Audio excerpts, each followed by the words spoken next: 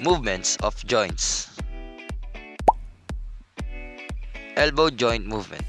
The elbow joint is a synovial joint found in the upper limb between the arm and the forearm.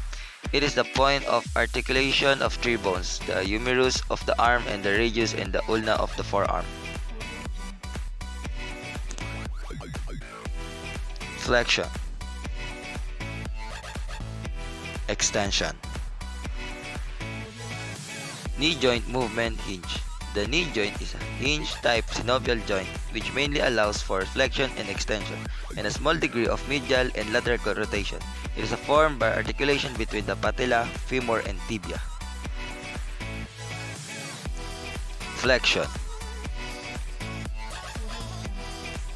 Extension. Hip joint movement. The hip joint is a ball and socket synovial joint formed by an articulation between the pelvic acetabulum and the head of the femur. Abduction. Adduction. Flexion. Extension. Ankle joint movement. The ankle joint or talacrocal joint is a synovial joint located in the lower limb. It is formed by the bones of the leg, tibia and fibula, and the foot, talus. Dorsiflexion. Plantar flexion. Inversion. Eversion.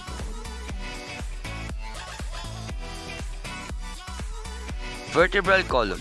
The vertebral column is a series of approximately 33 bones called vertebrae, which are separated by intervertebral disc. Flexion. Extension.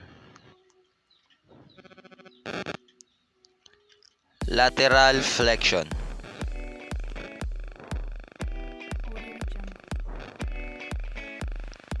Rotation.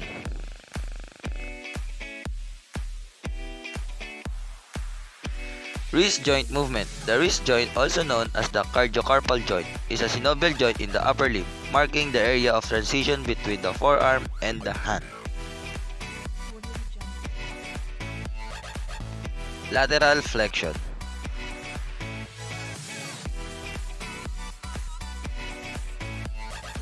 Supination. Pronation. Flexion. Extension.